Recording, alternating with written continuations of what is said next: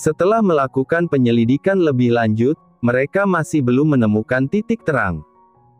Andrea terus bertanya pada Kelvin tentang perkembangan kasusnya. Ketika giliran Andrea ingin ikut menyelidiki, James malah tidak mengizinkannya dengan alasan Andrea nanti hanya akan mengacau. Di sisi lain, Andrea merasa begitu senang karena James mau direpotkan dan membantunya. Kalaupun nanti Andrea dipecat dan masalah ini belum juga selesai, Andrea merasa tidak apa-apa. Karena timbulnya masalah ini malah membuatnya semakin yakin terhadap perasaannya pada James. Raut wajah serius pria itu ketika berpikir. Lalu pelukan hangatnya tiap malam. Tentu saja Andrea tidak bisa mengabaikannya begitu saja. Saat senggang seperti ini, biasanya Andrea pergi ke dapur untuk belajar memasak. Meski tidak terlalu mahir, setidaknya Andrea bisa memasak makanan sederhana. Kali ini, dia ingin belajar membuat camilan seperti sus kering yang menjadi kesukaannya. Ponselnya bergetar beberapa kali, menandakan banyaknya panggilan masuk dari orang-orang.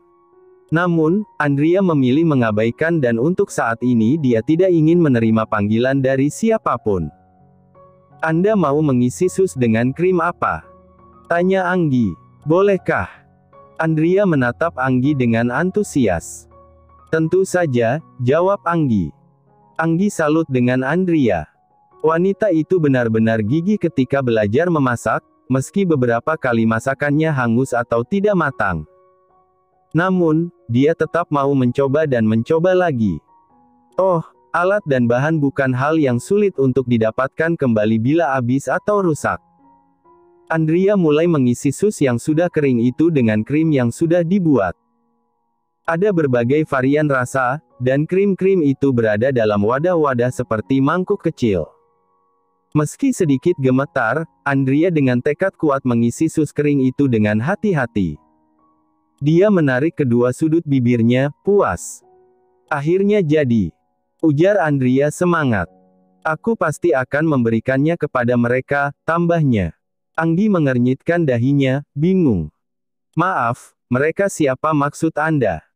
"James, Kelvin, dan pria yang satunya lagi." "Aku tidak tahu namanya siapa, rambutnya selalu kinclong dan suka berubah-ubah warna," jelas Andrea. Anggi terkekeh kecil. "Maksud Nyonya Tuan Rico?" "Ah, dia," balas Andrea. Andrea dengan segera melepas apron yang dia gunakan dan mengambil beberapa sus kering yang masih hangat itu, lalu meletakkannya di dalam toples-toples kaca.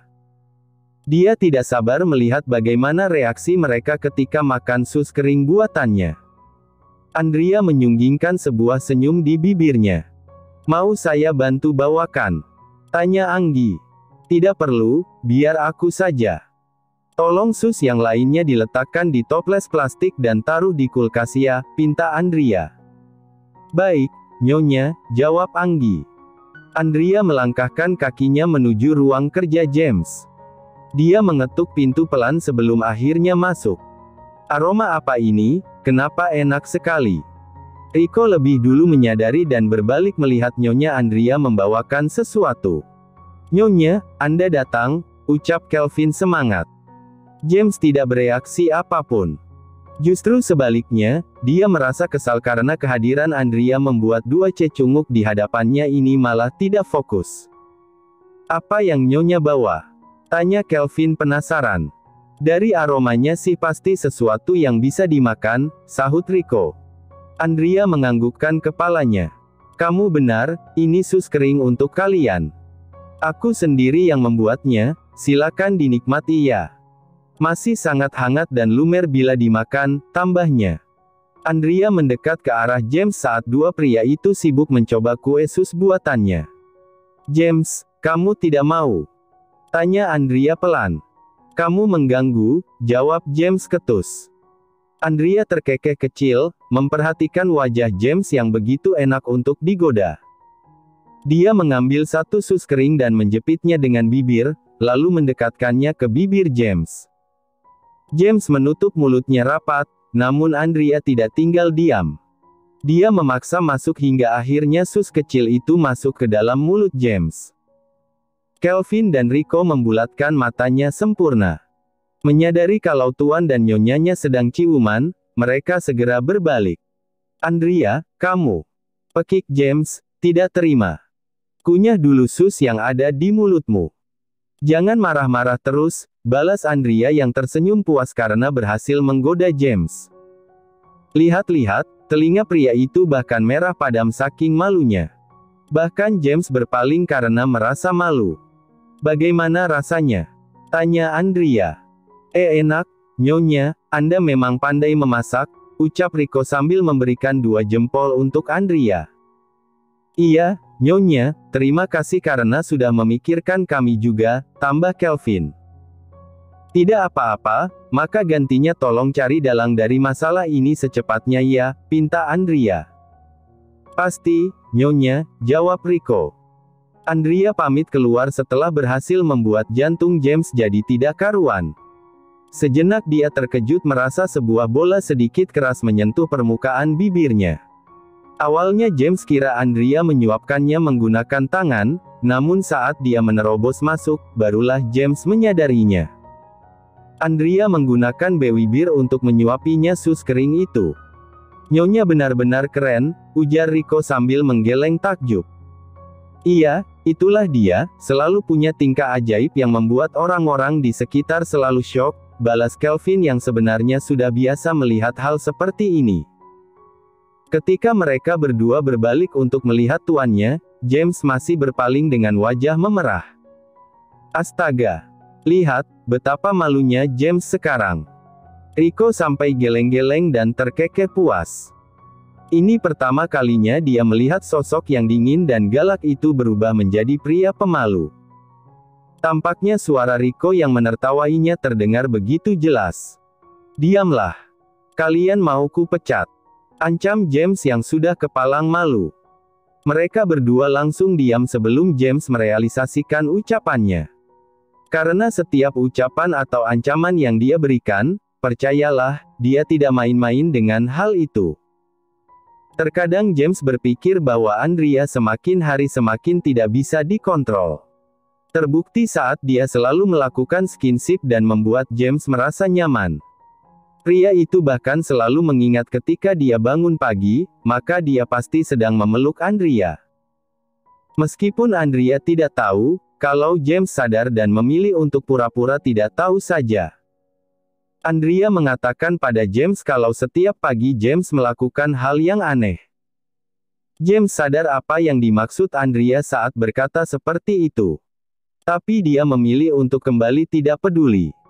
Kira-kira siapa ya dalang di balik masalah ini semua? Karena kerugian yang dialami akan cukup banyak kalau sampai Jordi ketahuan berbohong, ujar Rico. Kamu benar, Rico, apalagi beberapa biaya yang dikeluarkan tidaklah kecil. Saya dengar perusahaan Lumiere memang ingin sekali mendapatkan proyek Liam, begitu juga Artadov. Hanya saja proyek ini dimenangkan oleh ide dari perusahaan Celestine, yang merupakan ide dari nyonya sendiri, jelas Kelvin. Tentu saja kalau ide dari nyonya Andrea tidak menarik, maka para pihak tidak akan menyetujui proyek Liam berada di tangan Celestine. Hanya saja memang nyonya masih cukup junior untuk memegang proyek itu. Mungkinkah pelakunya orang dari perusahaan Celestine? Tanya Rico. Mungkin saja. Tapi pria yang bermasalah dengan nyonya bukankah sudah masuk penjara, dan lagi tidak ada yang mengganggu nyonya, jawab Kelvin, masih bingung karena teka-teki ini lumayan rumit untuk dipecahkan. James menarik satu sudut bibirnya ke atas. Sepertinya dia tahu siapa yang dimaksud oleh Rico. Ada satu orang lagi yang bermasalah. Dan orang itu benar-benar dekat dengan Andrea. Rico mengangguk paham ketika mendengar arahan informasi dari James. Bisa jadi rekan kerja setimnya. Bukan, bodoh, ujar Kelvin. Salah satu rekan kerjanya adalah mata-mata dari kita, tambah Kelvin. Siapa? Tanya Rico. Hendrik, jawab Kelvin. Mata Rico membulat sempurna. Baji, manusia itu, bagaimana bisa kamu menyuruhnya? Kamu setuju juga kok waktu itu, balas Kelvin yang merasa benar. Tapi bukan dia. Protes Rico. Hentikan. Bentak James. Suara bariton itu segera membuat suasana yang tadi ribut karena perdebatan berubah senyap. James menghela napas karena tebakan mereka tidak ada yang benar. Mulai selidiki orang-orang yang ada di daftar lama, perintah James. Tetapi, Tuan, bantah Rico. Tidak ada bantahan. Tegas James. Sementara itu, ketika ketiga pria dewasa sedang bergumul dengan pikiran mereka, Andrea justru duduk menikmati angin sepoi di siang hari yang damai. Kalau dipikir-pikir, skorsing merupakan hal yang baik. Buktinya, Andrea tidak akan pusing memikirkan betapa menumpuknya pekerjaan. Apalagi waktu sidang sudah semakin dekat. Nyonya, panggil Ditra. Ini jeruk peras sesuai keinginan Nyonya, tambahnya. Loh, kamu tidak pergi kuliah? Tanya Andrea keheranan. Ditra menyunggingkan sebuah senyum di bibirnya. Bukan tidak kuliah, Nyonya, saya kan baru mendaftar, bagaimana bisa masuk secepat itu? Andrea menganggukkan kepalanya paham seraya terkekeh. Suasana hatiku sedang sangat baik, Ditra. Makanya hari ini aku sedang tidak fokus. Andrea mengatakannya penuh kebenaran.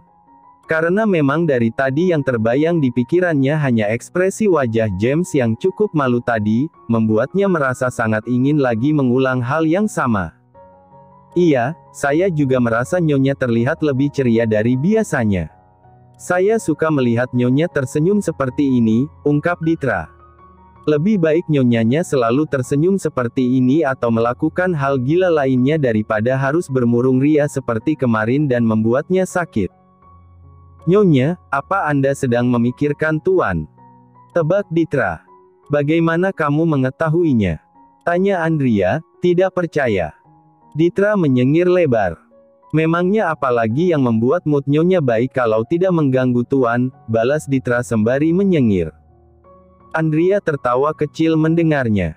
Kamu memang benar, kalau bukan karena James, mana mungkin moodku berubah baik. Meskipun terkadang dia cukup menyebalkan, tapi percayalah, dia adalah orang yang bisa membuatku bahagia tanpa khawatir. Arah pandangnya berubah menatap langit-langit yang kini terlihat cerah berawan. Dari tatapan matanya saja, Ditra tahu kalau Nyonyanya ini begitu mencintai tuannya. Namun, Tuan hanya selalu bersikap dingin dan galak. Beruntung Nyonya bertahan karena rasa cinta yang dimiliki. Ditra akan mengundurkan diri kalau sampai Nyonya dan Tuan berpisah. Karena Ditra akan mengikuti kemana Nyonya pergi. Maaf, Tuan, karena Ditra sepertinya akan setia pada Nyonya. Bagaimana ini? Aku sudah tidak bisa tertolong lagi, Ditra, tiba-tiba Andrea berkata dengan panik, membuat Ditra terkejut. Kenapa, Nyonya, ada yang salah? Ujar Ditra panik. Saya akan panggilkan Tuan. Tambahnya. Andrea dengan segera menahan gadis polos itu sebelum benar-benar memanggil James. Maksudnya, hatiku ini sudah tidak bisa tertolong lagi.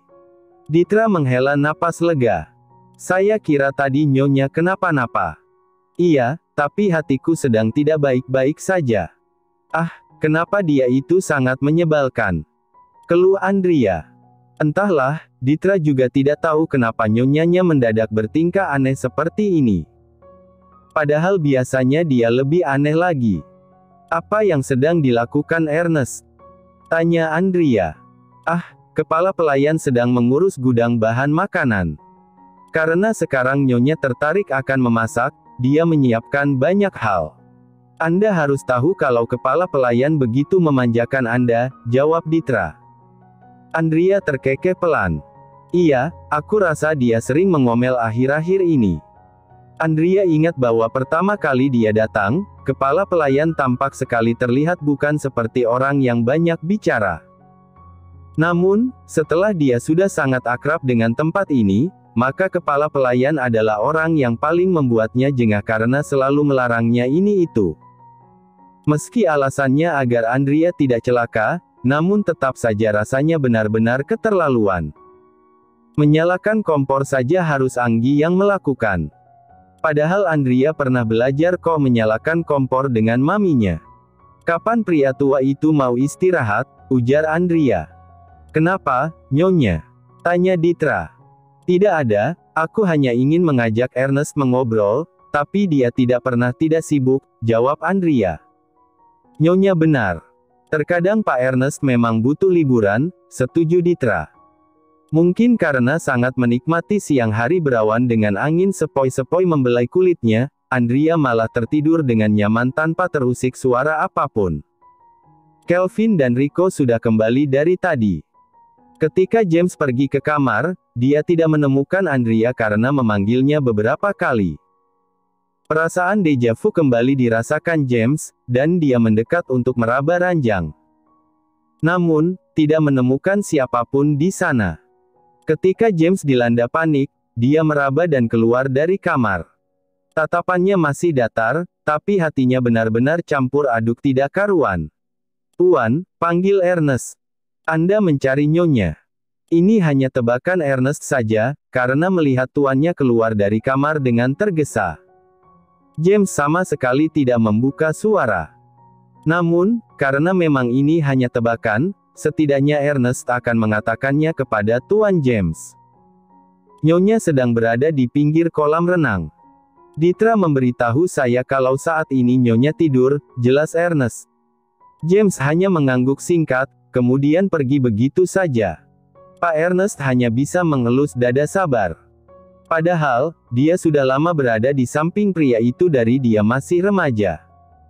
Namun, dia tidak pernah banyak bicara, kecuali jika bersama dengan Nyonya Andrea. James menghampiri tempat Andrea berada.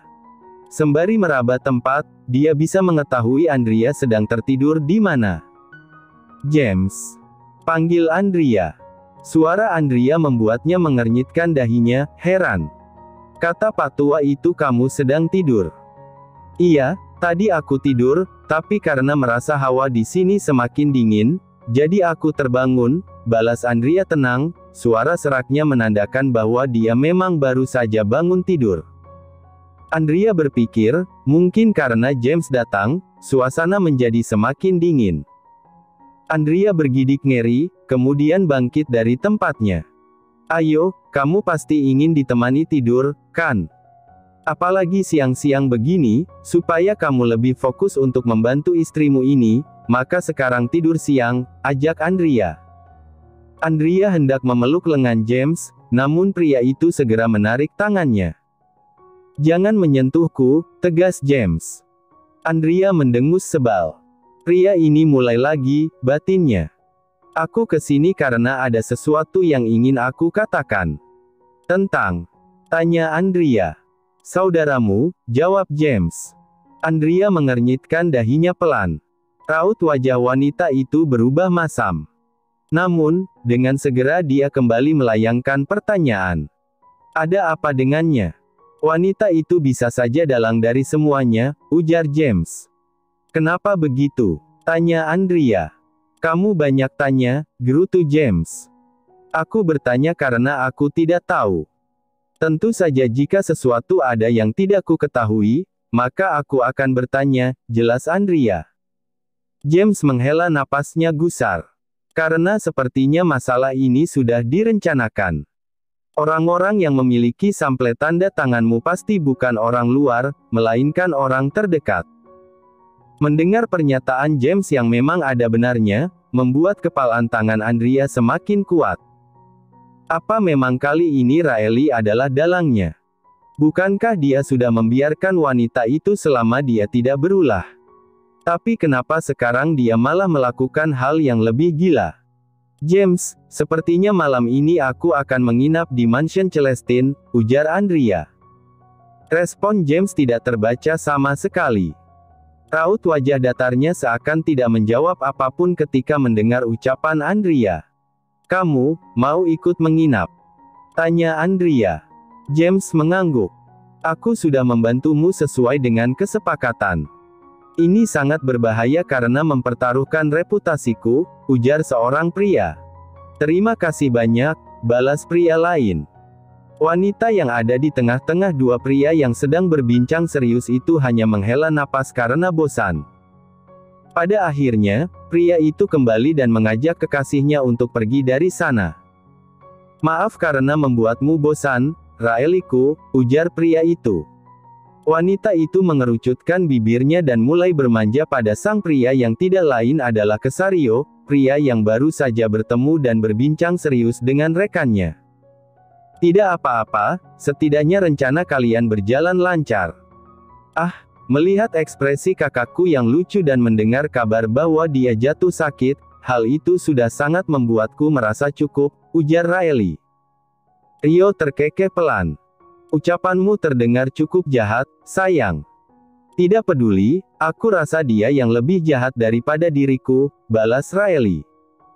Mereka masuk ke dalam mobil dan kini melaju menuju mansion Celestine tersebut. "Kapan kita akan menikah?" tanya Raeli. "Sebentar lagi, kakak bersabarlah." "Aku juga sebenarnya ingin segera menikah dengan kakak," jawab Rio. "Kamu tahu, Raeli, aku selalu ingin mendekapmu dalam tidurku. Dan aku tidak sabar kita akan menikah," tambahnya. Raeli menarik kedua sudut bibirnya ke atas. Setidaknya dia merasa cukup senang karena cinta Rio padanya sangat besar.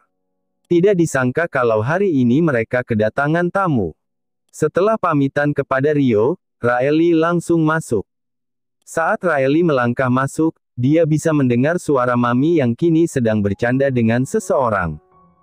"Mami, aku pulang," seru Raeli.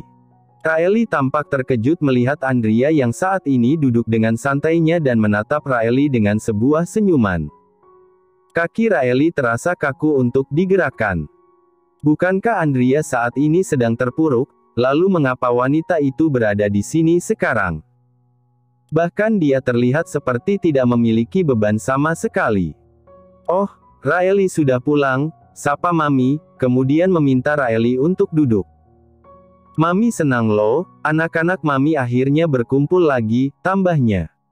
"Iya, Mam, meski kemarin Dedi marahin aku karena masalah perusahaan, aku tetap kangen banget sama Mami dan Dedi," ujar Raeli. Tidak bisa, Raeli harus terlihat lebih santai dan baik-baik saja. Kenapa juga dia harus panik melihat Andrea seperti tidak memiliki masalah begini? Di sisi lain, Andrea seakan terus memperhatikan gerak-gerik Raeli. Setelah mendengar penjelasan James tadi siang, sepertinya apa yang pria katakan itu tidak sepenuhnya salah. "Mami, aku sempat belajar membuat sus kering. Dan aku bisa membuatkan suamiku camilan kesukaanku." Ekspresi James yang terlihat senang membuatku semangat untuk belajar masak, ujar Andrea antusias. Mami tampak senang. "Benarkah? Wah, nanti Mami akan tanyakan saat makan malam tiba." Raeli merasa terabaikan kembali. "Loh, kakak ipar tidak ikut, Kak?" tanya Raeli bingung. "Ikut kok, hanya saja ada beberapa hal yang harus diurus. Katanya ada yang sempat mencurangi tanda tangan surat kontrak kerjanya. Sehingga James turun tangan dan pergi ke sana," ucap Andrea yang sengaja memancing reaksi Raeli setelah dia mengatakan hal tersebut. Benarkah? Wah, berani sekali orang yang melakukan hal tersebut pada kakak ipar," balas Raeli. Andrea menghela napas gusar. "Ya begitulah, Raeli, kakak juga bingung. Apalagi masalah seakan datang-datang bertubi-tubi tanpa bisa dicegah." Raeli terlihat ikut sedih. "Seandainya bisa ditukar, biar aku saja yang merasakannya." Mami menggeleng pelan. "Semua sudah ada porsi masing-masing, begitu juga dengan masalah. Lebih baik kalian ikut Mami menyiapkan makan malam hari ini," ajak Mami. Andrea menganggukkan kepalanya antusias. Sementara Raeli sebenarnya begitu malas hari ini, namun dia tidak akan membiarkan Mami dan Andrea semakin dekat. Dia harus hadir di tengah-tengah dan tidak terabaikan. Tiba saatnya ketika mereka memasak, suasana cukup riuh. Sebenarnya ada juru masak keluarga tanpa harus repot-repot, tapi Mami mengatakan bahwa dia ingin menikmati momen ini dengan kedua putrinya.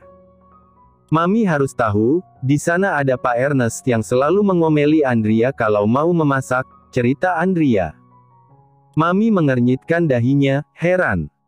Kenapa dia berani sekali mengomeli putri Mami yang ingin masak? Andrea terkekeh kecil. Bukan begitu, Mami, hanya saja Pak Ernest takut aku kenapa-napa. Dia malah menyuruh juru masak menyalakan kompor, oven, atau apapun itu. Bahkan meminta aku jaga jarak dari penggorengan. Mami terkekeh kecil mendengarnya. Ah, pria tua itu ya. Mami ingat, kalau tidak salah posisinya belum menjadi kepala pelayan dulu. Kedua ibu dan anak itu terlihat sedang asyik berbincang, tanpa mengetahui bahwa saat ini ada anak lain yang sedang diabaikan. Wah, itu namanya kakak dimanjakan. Bersyukurlah menemukan kepala pelayan yang memperhatikan kakak, ujar Raeli yang masuk ke tengah-tengah percakapan. Iya, benar kata adikmu. Jangan terlalu mengeluh, setidaknya Pak Ernest bisa menggantikan Mami untuk memperingati kamu jika berbuat aneh-aneh, tambah Mami. Andrea terkekeh kecil. Memangnya hal aneh apa yang akan aku perbuat, Mam? Sekeras apapun Raeli berusaha membuat Andrea menderita, tampaknya selalu gagal. Karena saat ini wanita itu justru terlihat senang. Sepertinya masalah perusahaan tidak terlalu penting lagi. Andrea sibuk mengaduk adonan. Mami akan membuatkan mereka bolu kukus keju kesukaan Dedi, dengan didampingi dua putri kesayangannya. Raeli berdehem pelan. Kak, rasanya begitu sepi tidak ada kakak di kantor. Oh ya?